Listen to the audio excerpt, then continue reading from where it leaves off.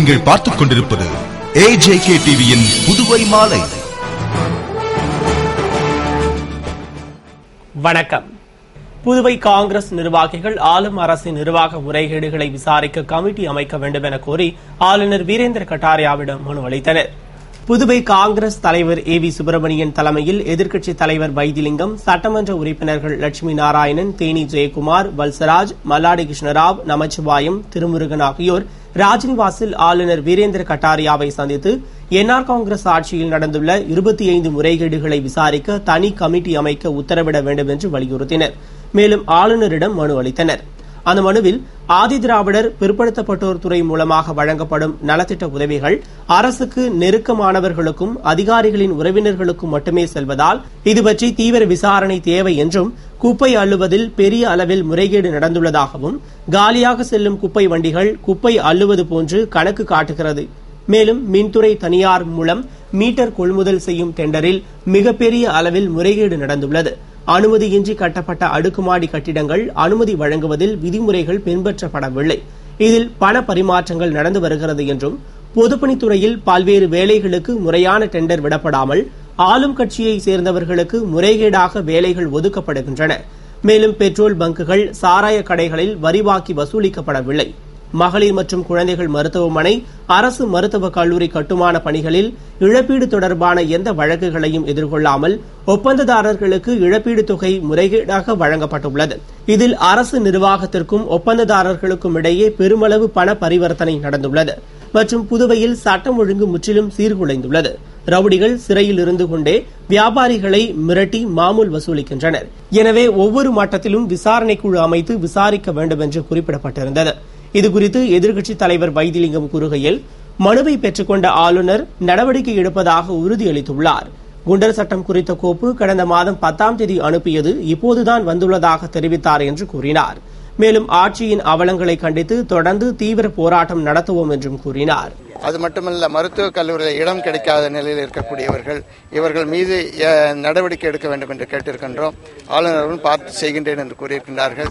இந்த குண்டர் சட்டத்தை பற்றி கேட்கின்ற நேரத்திலே, நான் சென்ற மாதம் 10ஆம் தேதி அனுப்பிய கோப்பு இன்றைய தினம்தான் என் இடத்தில் வந்திருக்கின்றது. இந்த அரசாங்கம் இந்த கோப்பை மறுபடியும் வைப்பதற்கு 1 மாதம் ஆகின்றது. நான் என்ன செய்ய முடியும் என்று தன்னுடைய இயலாமையை கூறியிருக்கின்றார்கள். மறுபடியும் நாங்கள் இதில் தீவிரமாக இறங்கி போராடுவதற்கு இருக்கின்றோம். அதுவும் குறிப்பாக சட்டமன்ற உறுப்பினர்கள் மிக தீவிரமாக இறங்கி போராடுவதற்கு ஏற்பாடுகள் செய்து கொண்டிருக்கின்றோம். சம்பளம் வழங்க வலியுறுத்தி புதுவை ரேஷன் கடை ஊழியர்கள் குடிமைப்பொருள் வழங்கல் துறை அலுவலகத்தை முற்றுகையிட்டு போராட்டம் நடத்தினர். புதுவை ரேஷன் கடை ஊழியர்களுக்கு கடந்த சில மாதங்களாக சம்பளம் வழங்கப்படாததால் பாதிக்கப்பட்ட ஊழியர்கள் அதிகாரிகளிடம் முறையிட்டும் பலன் கிடைக்கவில்லை. இதனால் ஆத்திரமடைந்த ஊழியர்கள் பணியை புறக்கணித்து இளங்கோ நகரில் உள்ள கூட்டுறவு சங்க அலுவலகத்தில் திரண்டு நிலுவை சம்பளத்தை உடனே வழங்கவும், குடிமைப்பொருள் வழங்கல் துறை மூலமே சம்பளம் வழங்க கோரியும் சங்க தலைவர் நடராஜன் தலைமையில் ஊர்வலமாக புறப்பட்டு பாக்கமுடியான்பட்டில் உள்ள குடிமைப்பொருள் வழங்கல் துறை அலுவலகம் நோக்கி சென்றனர். ஊர்வலத்தை அரசு ஊழியர் சங்கங்களின் கூட்டமைப்பு தலைவர் லட்சுமணசாமி துவக்கி வைத்தார். முக்கிய வீதிகள் வழியாக சென்று குடிமைப்பொருள் இயக்குநர் அலுவலகத்தை அடைந்ததும் ஊழியர்கள் முற்றுகையிட்டு கோரிக்கைகளை வலியுறுத்தி கோஷமிட்டனர். லோக்சபா தேர்தலை முன்னிட்டு புதுவையில் வரைவு வாக்காளர் பட்டியலை துணை மாவட்ட ஆட்சியர் வெளியிட அதனை அனைத்துக் கட்சி பிரதிநிதிகள் பெற்றுக் கொண்டனர். லோக்சபா தேர்தலை முன்னிட்டு தொகுதி வாரியான வாக்காளர் விவரங்கள் அடங்கிய வரைவு வாக்காளர் பட்டியல் வெளியிடும் நிகழ்ச்சி மாவட்ட ஆட்சியர் அலுவலகத்தில் நடைபெற்றது. வரைவு வாக்காளர் பட்டியலை துணை மாவட்ட ஆட்சியரும் 3 தொகுதிகளுக்கான வாக்குப்பதிவு அதிகாரி மாணிக்க தீபன் வெளியிட அதனை அனைத்துக் கட்சி அரசியல் பிரதிநிதிகள் பெற்றுக் கொண்டனர்.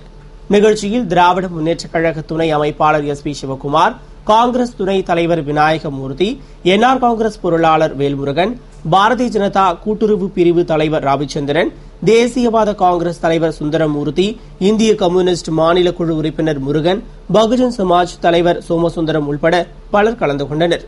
முன்னதாக மாவட்ட ஆட்சியர் தீபக்குமார் இல்லாமல் வரைவு வாக்காளர் பட்டியலை வெளியிட அரசியல் கட்சிகள் எதிர்ப்பு தெரிவித்தன. ஆனால் மாவட்ட ஆட்சியர் தீபக்குமார் வழக்கு தொடர்பாக வெளியூர் சென்றுள்ளதால் மாற்று ஏற்பாடாக துணை மாவட்ட ஆட்சியர் மாணிக்க தீபன் வாக்காளர் பட்டியலை வெளியிட்டார். புதுவை முதல்வர் ரங்கசாமி ஆளுநர் வீரேந்திர கட்டாரியாவை சந்தித்து பேசியது NR காங்கிரஸ் வட்டாரத்தில் பரபரப்பை ஏற்படுத்தியுள்ளது. புதுவை முதலமைச்சர் ரங்கசாமி ராஜ்நிவாசில் ஆளுநர் வீரேந்திர கட்டாரியாவை சந்தித்து பேசினார். சுமார் 30 நிமிடங்கள் வரை நீடித்த இந்த சந்திப்பின் போது 10 கிலோ இலவச அரிசி உள்ளிட்ட திட்டங்கள் தொடர்பாக ஆளுநரிடம் ஒப்புதல் பெற்றதாகவும் மத்திய அரசு வழங்கும் பத்ம விருதுகளுக்கு புதுவையைச் சேர்ந்தவர்களை பரிந்துரைப்பது தொடர்பாக ஆலோசித்ததாகவும் கூறப்படுகிறது. மேலும் 2 கடிதங்களை ஆளுநரிடம் முதல்வர் அளித்ததாகவும் காலியாக உள்ள அமைச்சர் பதவிக்கு பரிந்துரை கடிதம் கொடுத்ததாகவும் தகவல்கள் வெளியாகியுள்ளன. இந்த ஆலோசனையின் போது சபாநாயகர் சபாபதி, அமைச்சர் பன்னீர்செல்வம், தலைமைச் செயலர் சேட்டன் பிசாங்கி, செய்தித்துறை இயக்குநர் அழகிரி ஆகியோர் உடனிருந்தனர். ஆளுநருடன் முதல்வரின் இந்த சந்திப்பு என்ஆர் காங்கிரஸ் வட்டாரத்தில் பெரும் பரபரப்பை ஏற்படுத்தியுள்ளது. இணையதளத்தில் வாக்காளர் பதிவு முறையை அதிகாரிகள் முன்னிலையில் தலைமைச் செயலர் சேட்டன் பிசாங்கி துவக்கி வைத்தார். புதுவையில் லோக்சபா தேர்தலை முன்னிட்டு அக்டோபர் 10ஆம் தேதி முதல் நவம்பர் 1ஆம் தேதி வரை வாக்காளர் பெயர் சேர்த்தல், நீக்குதல், திருத்தம் தொடர்பான முகாம் நடைபெறுகிறது. இதனையடுத்து 2ஆம் கட்டமாக 100% வாக்காளர் பதிவை அடைய இளைஞர்களை கவரும் பொருட்டு இணையதளத்தில் வாக்காளர் பதிவு முறையை தேசிய தகவலியல் மையம் வடிவமைத்துள்ளது. இதற்கான துவக்க விழா தலைமைச் செயலகத்தில் நடைபெற்றது. விழாவில் ஆன்லைன் வாக்காளர் பதிவை தலைமைச் செயலர் சேட்டன் பிசாங்கி துவக்கி வைத்து பார்வையிட்டார். கூடுதல் தலைமை தேர்தல் அதிகாரி பங்கஜ்குமார் ஜா, துணை கூடுதல் தேர்தல் அதிகாரி ஸ்ரீதரன், தேசிய தகவலியல் மைய இயக்குநர் ராஜசேகரன் உட்பட பலர் முன்னிலையில் நடந்த விழாவில் 18 வயது பூர்த்தியடைந்த பாரதிதாசன் கல்லூரி மாணவி முதல் வாக்காளராக ஆன்லைனில் பதிவு செய்தார். அவ்வாறு பதிவு செய்ய http://egov.election.pon.nic.in/e-services என்ற முகவரியை கிளிக் செய்து செல்போன் நம்பரை முதலில் பதிவு செய்ய வேண்டும். அடுத்த நிமிடமே விண்ணப்பிக்க விரும்பும் நபரின் செல்போனுக்கு ரகசிய பாஸ்வேர்டு வரும். அதனை இணைய முகவரியில் கொடுத்து விண்ணப்பிக்கலாம். விண்ணப்பதாரரின் போட்டோ மற்றும் இதர ஆவணங்கள் இணைத்த பிறகு 14 இலக்க எண்கள் அத்தாட்சியாக வழங்கப்படும். அதனை கொண்டு புகைப்பட அடையாள அட்டையின் நிலைமையை தெரிந்து கொள்ளலாம். புதுவை ஜீவ ஒளி மனநிறைவு மார்க்கம் சார்பில் நடந்த இலவச மருத்துவ முகாமில் திரளான பொதுமக்கள் பங்கேற்று சிகிச்சை பெற்று பயனடைந்தனர். புதுவை தேங்காய் திட்டு ஜீவ ஒளி வள்ளலார் ஞான சபையில் ஜீவ ஒளி மனநிறைவு மார்க்கம் சார்பில் மாபெரும் இலவச மருத்துவ முகாம் நடைபெற்றது. முகாமில் சிறப்பு மருத்துவ நிபுணர்கள் கலந்து கொண்டு இருதய நலம், காது, மூக்கு, தொண்டை, கண் மருத்துவம், பல் மருத்துவம், தாய்சேய் நலம் மற்றும் பொது மருத்துவ சிகிச்சை அளித்தனர். இதில் திரளான பொதுமக்கள் பங்கேற்று சிகிச்சை பெற்றதுடன் மருத்துவ ஆலோசனை, மருத்துவ வழிகாட்டி மற்றும் மருத்துவ விழிப்புணர்வு பெற்று பயனடைந்தனர். முகாமிற்கான ஏற்பாட்டினை ஜீவ ஒளி மனநிறைவு மார்க்கம் சபை நிர்வாகிகள் செய்திருந்தனர். பணி நீக்கம் செய்யப்பட்ட அனைவருக்கும் மீண்டும் வேலை வழங்கும் வரை போராட்டம் தொடரும் என்று சங்க தலைவர் சரவணன் தெரிவித்தார்.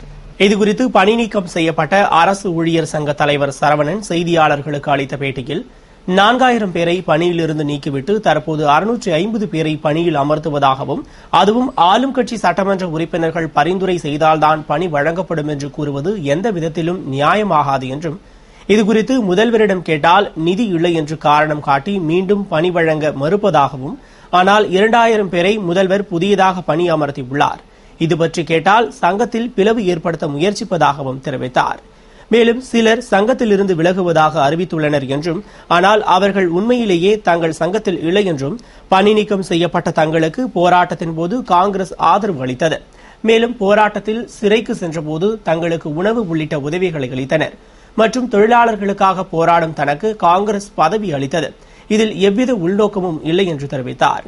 தொடர்ந்து முதல்வர் ரங்கசாமியின் தொழிலாளர் விரோத போக்கை கண்டித்து வரும் 14ஆம் தேதி ஆளுநரை சந்தித்து மனு அளிக்க உள்ளதாகவும், பணி நீக்கம் செய்யப்பட்ட அனைவருக்கும் மீண்டும் வேலை வழங்கும் வரை போராட்டம் தொடரும் என்றும் கூறினார். பணி நீக்கம் செய்யப்பட்ட அனைவருக்கும் மீண்டும் வேலை வழங்கும் வரை போராட்டம் தொடரும் என்று சங்க தலைவர் சரவணன் தெரிவித்தார். இதுகுறித்து பணி நீக்கம் செய்யப்பட்ட அரசு ஊழியர் சங்க தலைவர் சரவணன் செய்தியாளர்களுக்கு அளித்த பேட்டியில் 4000 பேரை பணியிலிருந்து நீக்கிவிட்டு தற்போது 650 பேரை பணியில் அமர்த்துவதாகவும், அதுவும் ஆளும் கட்சி சட்டமன்ற உறுப்பினர்கள் பரிந்துரை செய்தால்தான் பணி வழங்கப்படும் என்று கூறுவது எந்த விதத்திலும் நியாயமாகாது என்றும், இதுகுறித்து முதல்வரிடம் கேட்டால் நிதி இல்லை என்று காரணம் காட்டி மீண்டும் பணி வழங்க மறுப்பதாகவும், ஆனால் 2000 பேரை முதல்வர் புதியதாக பணி அமர்த்தியுள்ளார். இதுபற்றி கேட்டால் சங்கத்தில் பிளவு ஏற்படுத்த முயற்சிப்பதாகவும் தெரிவித்தார். மேலும் சிலர் சங்கத்திலிருந்து விலகுவதாக அறிவித்துள்ளனர் என்றும், ஆனால் அவர்கள் உண்மையிலேயே தங்கள் சங்கத்தில் இல்லை என்றும், பணி நீக்கம் செய்யப்பட்ட தங்களுக்கு போராட்டத்தின் போது காங்கிரஸ் ஆதரவு அளித்தது. மேலும் போராட்டத்தில் சிறைக்கு சென்றபோது தங்களுக்கு உணவு உள்ளிட்ட உதவிகளை அளித்தனர் மற்றும் தொழிலாளர்களுக்காக போராடும் தனக்கு காங்கிரஸ் பதவி அளித்தது. இதில் எவ்வித உள்நோக்கமும் இல்லை என்று தெரிவித்தார். தொடர்ந்து முதல்வர் ரங்கசாமியின் தொழிலாளர் விரோத போக்கை கண்டித்து வரும் 14ஆம் தேதி ஆளுநரை சந்தித்து மனு அளிக்க உள்ளதாகவும் பணி நீக்கம் செய்யப்பட்ட அனைவருக்கும் மீண்டும் வேலை வழங்கும் வரை போராட்டம் தொடரும் என்றும் கூறினார். புதுவை மதகடிப்பட்டில் குடிமகன்களால் ஏற்படும் தொல்லையை கண்டித்து மதுக்கடையை பூட்டி மாணவர்கள் போராட்டம் நடத்தியதால் பெரும் பரபரப்பு ஏற்பட்டது. புதுவை மதகடிப்பட்டு 4 முனை சந்திப்பில் மதுக்கடைக்கு வரும் குடிமகன்களால் பள்ளி கல்லூரி மாணவர்கள் பாதிக்கப்படுகின்றனர். மேலும் பேருந்துக்கு காத்திருக்கும் மாணவிகளை ஆபாசமாக பேசுவதோடு ரகளையில் ஈடுபடுகின்றனர். மேலும் அப்பகுதியில் 7 மதுபான கடைகள் இருப்பதால் தமிழக பகுதியிலிருந்து ஆயிரக்கணக்கானோர் மது அருந்த வருகின்றனர். இதனால் 4 முனை சந்திப்பில் குடிகாரர்கள் அட்டகாசம் அதிகரித்துள்ளது. இதனை கண்டிக்கும் வகையில் இந்திய மாணவர் சங்கம் மற்றும் கலைஞர் கருணாநிதி அரசு மேல்நிலைப்பள்ளி மாணவர்கள் பேருந்து நிறுத்தம் அருகில் உள்ள மதுபான கடையை திடீரென முற்றுகையிட்டு போராட்டம் நடத்தினர். மேலும் மதுக்கடையை மூட வலியுறுத்தி கடையின் ஷட்டரை இழுத்து பூட்டினர். இதனால் அப்பகுதியில் திடீர் பரபரப்பு ஏற்பட்டது. தகவல் அறிந்து சம்பவ இடத்திற்கு வந்த திருபுவனை போலீசார் போராட்டத்தில் ஈடுபட்ட மாணவர்களை அப்புறப்படுத்தினர்.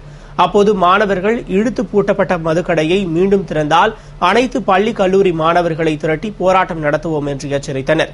மற்றும் தேசிய நெடுஞ்சாலையில் உள்ள மதுக்கடைகளை மூட சென்னை உயர்நீதிமன்றம் உத்தரவிட்டதை அடுத்து தமிழகத்தில் கடைகள் மூடப்பட்டது. ஆனால் புதுவையில் புதிய கடைகளுக்கு அரசு அனுமதி வழங்கியுள்ளது அதிருப்தி அளிக்கிறது என்றும், எனவே உடனடியாக கடைகளை அப்புறப்படுத்த வேண்டும் என்றும் வலியுறுத்தினர்.